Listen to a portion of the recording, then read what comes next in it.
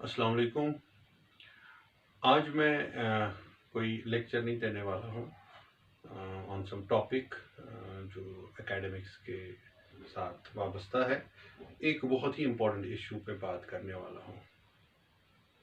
वो इशू क्या है बेटा, आप सबको पता है कि ओवर द ईयर्स जो जब हम पढ़ते हैं जो सोर्स ऑफ नॉलेज है, लिटरेचर है, वो हमारे पास बुक्स है।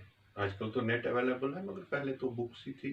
आज भी बुक्स है, ठीक है। और ये बुक्स जो है पहले बहुत कम जो पब्लिशर्स थे, बहुत कम बुक्स हुआ करती थी। आजकल तो बहुत ही भरमार हुई है, ठीक है। मुझे लगता है सैकड़ों नए पब्लिशर आए हुए हैं, ठीक है। पर्टिकुलरली यहाँ जो हमारे सब कॉन्टिनेंट हैं बहुत सारे, and most of them I will say कि वो कॉपी पेस्ट ही होता है कि एक में जो लिखा हुआ है दूसरे ने भी वही लिखा हुआ है, पब्लिशिंग हाउस बना लिया। तो एनीवेज अब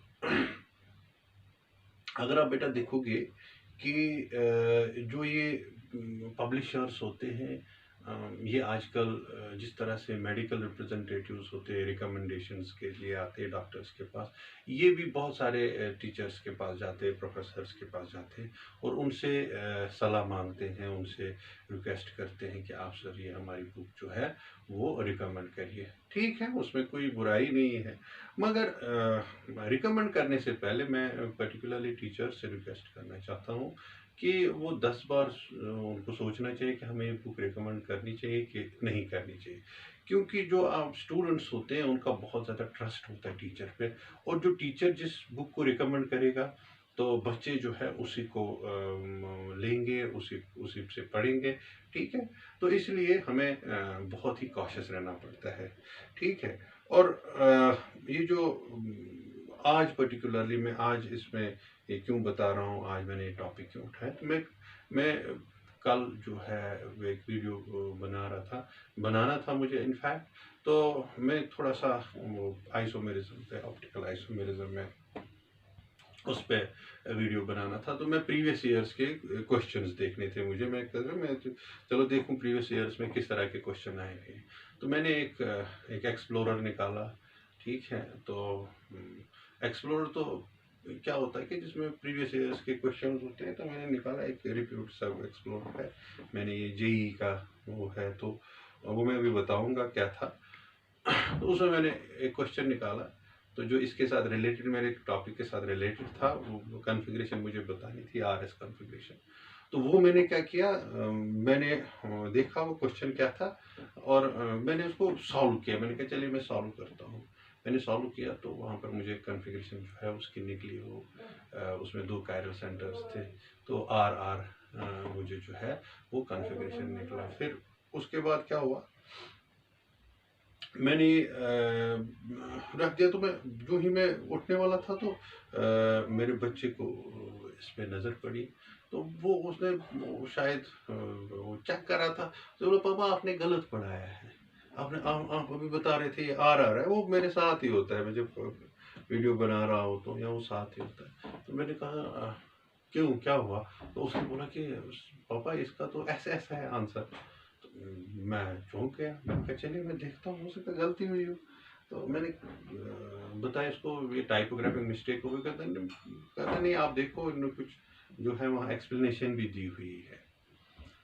तो मैं कॉशियस हो गया, मैं देखने लगा, मैंने कहा एक्सप्लेनेशन क्या है। एक्सप्लेनेशन मैंने देखी, वाकई में एक्सप्लेनेशन देखी, उसका ऐसा ऐसा निकाला हुआ था, ठीक है। तो था उसका आ रहा था। फिर मैंने जो है बाकी बुक्स भी देखी, किसी ने वो मेंशन नहीं किया था, किसी ने उसको ऑल्टर किया था, किसी ने ठीक लिखा था, तो किसी ने, मैंने कहा ना ये कॉपी पेस्ट ज़्यादा होता है, तो ज़्यादातर जो है वो गलत ही, एक ने गलती की तो वो आगे चला जाता है। तो फिर जो है मुझे दिमाग में आया कि हाँ जी, ये एक एग्जांपल मैं बता रहा हूँ, ठीक है। तो बहुत बहुत जगह पर आप लोगों ने भी, जो टीचर्स है या हमको भी स्टूडेंट्स है, बहुत जगह पे गलतियां होती है। गलती जो है, एक गलती होती है कि टाइपोग्राफिक मिस्टेक है, 2 लिखना था 3 आ गया, ठीक है। या कहीं ए लिखना था ई आ गया, ये छोटी छोटी गलतियां तो होती है। मगर अब क्वेश्चन जो है उसका आंसर लिख के चलो ऑप्शन इधर उधर हो सकता है, फिर उसकी एक्सप्लेनेशन देख के आपको बताना, ये मुझे लगा कि ये बड़ा ही जो है वो परेशान करने वाला था। तो इसलिए मेरा बड़ा ही फिर मैं कॉशियस हो गया। मैंने बाकी बुक्स में बहुत सारी बुक्स में मुझे जो है वो गलत क्वेश्चंस दिखे, गलत कहीं लिखा हुआ, ठीक है, कहीं ऑर्डर गलत लिखा हुआ, बहुत जगह पे, ठीक है। और मैं कहूँगा आपको कि अच्छे पब्लिशर्स, ठीक है, अच्छे पब्लिश जो जिनका मार्केट में हम कहेंगे रेपुटेशन है, तो वो तो इसलिए मेरी रिक्वेस्ट है कि जब भी आप बुक्स जो है वो देखें, तो बुक्स जो है एक्चुअली जो है जो जिनको हम रेफरेंसेस कहते हैं, वो रेफरेंसेस शायद नहीं होती है, वो किसी ऑथर ने लिखी होती है। और वो ऑथर क्या करता है पर्टिकुलरली इस सब कॉन्टिनेंट में, वो ऑथर जो है फॉरेन जो सोर्स होता है इनका, एक्चुअली सोर्स जो है वो हमारे जो है जर्नल्स होते हैं, जर्नल से फिर वो वहाँ से इंफॉर्मेशन लेके अपने इंटरप्रेट करके तो वो हम फिर छाप देते हैं। मगर जर्नल में जो है रेफरीज होते हैं, आप सबको पता है, जिसने रिसर्च में जिसको रुचि होगी उसको पता होगा, तो वहाँ पर रेफरी होते हैं, तो वो फिर रिकमेंडेशन करते हैं ठीक है नहीं है, और वो फिर चेकिंग के लिए भेजते हैं कि इसमें इवन की टाइपोग्राफिक मिस्टेक भी वहाँ पे नहीं होनी चाहिए। दे आर वेरी मेटिकुलस, मैं कहता हूँ जो पर्टिकुलरली जो ये फॉरनर्स होते हैं, फॉरेन ऑथर्स होते हैं, वो मेटिकुलस होते हैं इन चीज़ों में। हमने इसको कैजुअल लिया हुआ है। देखो जब हम कोई कोई बुक लिखते हैं, अब कुछ बुक्स में देख रहा हूँ कि वहाँ पे क्या किया हुआ है, उन्होंने इस को सिंप्लीफाई करने की कोशिश की हुई है, किसी टॉपिक को, ठीक है, कोई सिंप्लीफाई करने, किसी कंसेप्ट को सिंप्लीफाई करते करते वो गलत हो जाता है। वो बड़ा ही परेशान करने वाला, और बच्चे को जो है वो फीड हो जाता है, दिमाग में जाता है कि ये जो कंसेप्ट जो है ये ऐसे था, ठीक है, मगर एक्चुअली वो कंसेप्ट नहीं होता, ठीक है। तो यहाँ कभी कभी हम एग्जाम्पल्स जो है वो पुट करते हैं समझने के लिए, तो वो एग्जाम्पल्स जो है शायद बिल्कुल रेलिवेंट नहीं होती, ठीक है, तो एक और इमेज बन जाते हैं। वो साइंस इज अबाउट रियलिटी, जो भी वहाँ पर है रियलिटी जो है वो सामने आनी चाहिए। तो माय रिक्वेस्ट इज कि हमारा यहाँ पर जब कोई पब्लिशर बुक देता है तो इसमें कोई रेगुलेशन नहीं है, मुझे लगता है, as far as I am concerned, कोई रेगुलेशन नहीं है, कोई कंट्रोलिंग, कोई मतलब जो चेक करे कि हाँ जी ये मार्केट में किताब आने वाली है, तो क्या ये किताब ठीक है, क्या इसमें कोई गलतियां नहीं है। तो कोई भी पब्लिशर वो जो है वो बन जाता है पब्लिशिंग हाउस, और जो बहुत सारी किताबें निकालता है, ठीक है, तो और विदाउट ऑथर्स होती है, ठीक है, उनका नाम भी नहीं हो। तो मुझे लगता है कि एक एक अगर कोई बुक निकालता है तो उसके ऑथर का नाम होना चाहिए, उसका पता होना चाहिए। He should be he should be held responsible. अगर उसमें कोई गलती है तो उसको जो है उसके लिए जो है वो he should be accountable for that, ठीक है। तो इसलिए बुक्स बहुत सारी है, तो अब मैं जब भी बुक देखता हूँ तो वहाँ पर, या अब बच्चों को भी फिर डाउट हो जाता है, बच्चे कोई कभी टीचर के पास आते, सर ये बुक में ये लिखा हुआ है, तो यहाँ पर ये है, एक बुक में ये है, एक बुक में ये है, ठीक है। बुक्स में इवन जो है कॉन्सेप्ट्स में कभी कभी जो है वो करते। अब मैं वो क्रिटिसाइज नहीं करना चाहता हूँ, सब जो है वो most of the books are good source of knowledge, अच्छा देते हैं। तो अगर आप कंसेप्ट डेवलप करते हो, बिल्ड करते हो, उसके बाद जो है आप आराम से जो है अपना कॉन्फिडेंट होके देखो। टीचर तो कॉन्फिडेंट हो सकता है, बच्चे के लिए ज़्यादा परेशानी, इसलिए मैंने ये वीडियो बनाया। मैंने कहा थोड़ा सा आपको बता दूं कि ऐसा होता है कि बुक्स जो है वो गलत होती है, उनमें गलतियां हो सकती हैं, एक्सप्लेनेशन दे के भी वो गलत हो सकती है। मैं अभी जो बता रहा था आपको कि ये जो एक्सप्लोर की बात मैं कर रहा था, मैं इसका आपको एग्जांपल देना चाहता हूँ कि कैसे ये गलत है। देखो यहाँ पर एक मेरे पास एक एक्सप्लोरर है, एक रिप्यूटेड जो है, जो बहुत बड़ा चलती है ये कंपनी, ठीक है, नाम नहीं लूँगा इसका। तो इसमें देखो मैंने यहाँ पर ये 2008 में क्वेश्चन आया था, ठीक है, 2008, ठीक है, पहले मेरे पास ये पुराना इसका ये था, तो फिर मैंने नया वाला ये जो है ये लेटेस्ट इसका है 2008 में जो है आया था, AI हुआ करता था तब, तो तब का ये कॉन्फ़िगरेशन एब्सोल्यूट कॉन्फ़िगरेशन पूछी गई है। तो ये क्वेश्चन अगर मैं आपसे यहाँ पर एक्सप्लेन करूँ, ध्यान से देखो बेटा, मैं यहाँ पर आपको बताऊंगा इन्होंने लिखा क्या है और है क्या एक्चुअली। ये देखो, मैं यहाँ पर इस बोर्ड से आपको बताने की कोशिश करूंगा। देखो, ये क्वेश्चन जो है ये एक्चुअली एब्सोल्यूट कॉन्फ़िगरेशन का है। ये कॉन्फ़िगरेशन जो है मैंने इस पे वीडियो बनाना था, फिर तभी मैं जहाँ पर जो है अब उस वीडियो में मुझे बनाते समय मुझे इस क्वेश्चन पे ध्यान आ गया कि चलिए मैं इस पे एक्सप्लेनेशन दूं। यहाँ पर एक कायरल मॉलिक्यूल है जिसमें 2 कायरल सेंटर है। एक यहाँ पर कार्बोक्सिलिक एसिड ग्रुप है, दोनों साइड से कार्बोक्सिलिक एसिड ग्रुप है, यहाँ से भी कार्बोक्सिलिक एसिड ग्रुप है, ठीक है, CO2H या COOH। और फिर इसमें वेज डैश फार्मूला में यहाँ पर देखो बेटा, यहाँ पर जो है ये वेज है और ये आपका डैश है, ध्यान से देखो। और इसमें H यहाँ पर है, OH यहाँ पर है, ठीक। और इसी तरह से यहाँ पर भी हमारे पास अब वेज डैश इन्होंने, मैं उसी का एग्जैक्टली जो है वो कॉपी करना चाहता हूँ, ठीक है। तो यहाँ पर उन्होंने वेज और ये डैश है, ठीक है। तो यहाँ पर H और यहाँ पर OH, ठीक है। तो इसका जो है इसका लिखना था क्या, एब्सोल्यूट कॉन्फ़िगरेशन 2008, ठीक है बेटा। मैंने कहा ना, मैंने वो कुछ एक्सप्लोर तो इसको दिया ही नहीं है, उन्होंने उसको जो है वो नकार ही दिया है कि चले कंट्रोवर्शियल है शायद, तो एक बुक ने एक लिखा हुआ है, दूसरे दूसरा लिखा हुआ है, उन्हें छोड़ कुछ इसको मॉडिफाई किया हुआ है, तो मगर ये ओरिजिनल जो है यही है, ठीक है।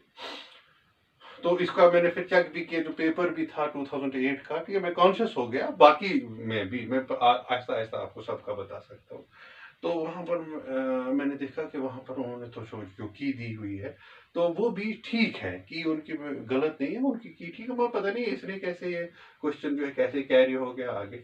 अब इसमें जो ऑप्शंस थे, ऑप्शंस क्या थे, ऑप्शन नंबर 1 था SR, option number 2 was SS, option number 3 was RR, और ऑप्शन नंबर 4 जो था वो D जो था वो था RS, ठीक है। तो ये इसकी कॉन्फ़िगरेशन थी।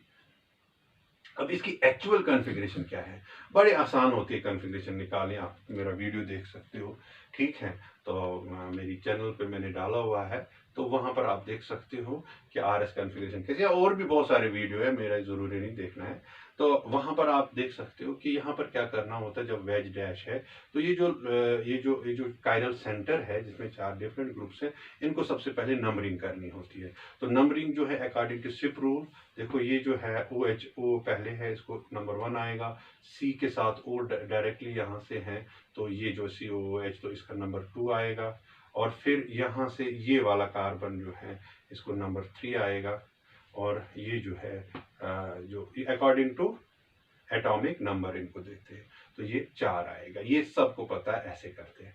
फिर हम क्या करते हैं, इसको जो लोवेस्ट प्रायोरिटी ग्रुप नंबर 4 होता है, उसको हम क्या करते हैं, उसको हम पीछे ढकेल देते हैं, ये इस पे आना चाहिए, ठीक है। इस पे तो है नहीं, अगर होता हमें कोई परेशानी नहीं थी। तो इसको लाने के लिए हम क्या करेंगे, ध्यान से देखो बेटा, हम इसको क्या करें, हम इसको डबल स्विच मेथड, मैंने बताया हुआ है क्या होता है डबल स्विच मेथड। तो डबल स्विच मेथड से हम क्या करेंगे, इसको यहाँ पे हमें 4 यहाँ पे लाना ना, तो इसको यहाँ पे लाए, जो ही हम यहाँ पे लाएंगे ना बेटा, तो फिर हमने ये हो गया एक स्विच, तो फिर हमने ये 2 को 3 की जगह, 3 को 2 की जगह लानी है, तो तब जाके हमें उसको कहते हैं डबल स्विच मेथड, ठीक है। डिटेल में मैंने पढ़ाया हुआ है। तो आप देखो बेटा, ये कुछ इस तरह से है, ध्यान से देखो, ये इस तरह से है ना, ये इस तरह से है। अब इसमें देखो कि ये एक्चुअली यहाँ पर 1 है, ये क्या है 4, जो ओरिजिनल है, दिस इज 1 है ना, this is 2, this is 3, this is 4। अब मुझे इसमें क्या करना है, डबल स्विच मतलब ये इधर लेना है मगर ये इधर लेना है। तो डबल स्विच करके मुझे क्या आएगा कि ये जो आपका कंपाउंड है ये यहाँ पर 3 आएगा। अब इसमें 3, ये क्या आएगा, ये आएगा 2, और ये जो है ये आ गया मुझे 1 और ये आ गया मुझे 4। ठीक है, इसको कहते हैं डबल स्विच मेथड। अब आपको क्या करना है, you have to move the pen 1 2 3 1 2 3 direction में आप करिए। 1 2 3 किया मैंने, तो 1 2 3 कैसा है, clockwise. That means this spot, इसका कॉन्फ़िगरेशन है आर। ठीक है, ये आर कॉन्फ़िगरेशन है। क्लियर हो गया? अच्छा, ये तो हो गया आर, एक हो गया आर। अब हम दूसरे के पास जाएंगे, ये वाला देखेंगे। इसमें भी हम नंबरिंग करेंगे पहले। This is 1, this is 2, this is 3। ठीक है, ये यहाँ से 3 है, दिस इज 4।